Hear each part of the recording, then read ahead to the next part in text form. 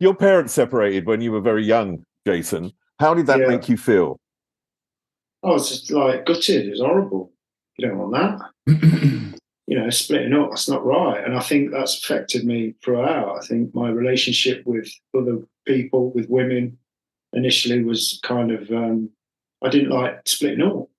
Or I got clingy because I didn't want to feel like that again, because it was like a broken heart. Even though like your parents aren't perfect and you don't, but you just don't want them to go away. You've been brought up with these two adults, and therefore, regardless of their limitations or whatever, you want them to stay together. Yeah. So it's quite violent, divorces, I think. It has to be handled well. And I think my parents probably didn't handle it very well because they were very young. I think you can separate and you can handle it very well, but you've got to really, really include the kids, but in an intelligent way. And also you can't be arguing in front of them, you know, and stuff like that. I think there are ways for children to understand that sometimes adults just don't get on, you know what I mean? The reason I asked that, though, is because my parents split up, and I found out later that my father, when my mother had a third child or got pregnant with a third child, which was me, my father already wanted to leave her and didn't have anything to do with me.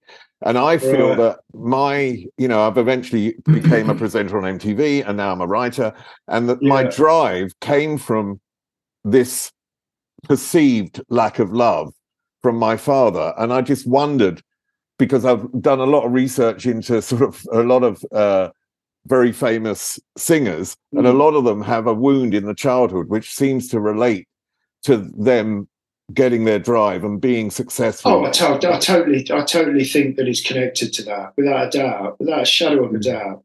I totally think that my need for attention comes from that, without a doubt. You know,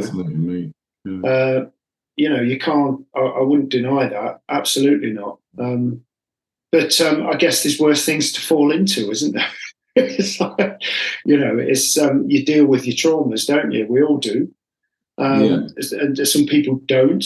They just linger with people, and some people don't know how to deal with them. And I don't think there's anything wrong with that. But it's like, I think yes, possibly the quest for the motivation, as you said, Steve. I agree. I think that was powered by that, definitely. Andrew, how about you? I don't know what your family background is, or where do you feel that your drive may have come from? Well, I was going to say, my parents didn't get divorced, but a lot of friends around me, most of my friends' parents got divorced, and particularly one family in my village who were close friends. It kind of worked out really well for them. When their mum met someone else, their kids got on really well with them, and it just made their family bigger. And my family were very much, they were out every weekend just getting shit-faced, and I was very much home alone quite a lot, from like 11. So I guess, maybe it comes from that. I always felt like, because I've got a brother that's 5 years older than me, so once I was 10 or 11, he was out, he was never at home. So I don't know. It's all relative, isn't it, to your own experience?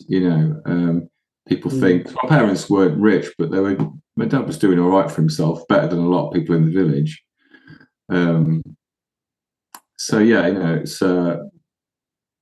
definitely spent too much time on my own, probably from that age, and I was already like, wanting. I can remember buying a keyboard, get for Christmas, wanting this little keyboard. And just recording things with crappy tape decks, and just wanting to make music, really. Yeah.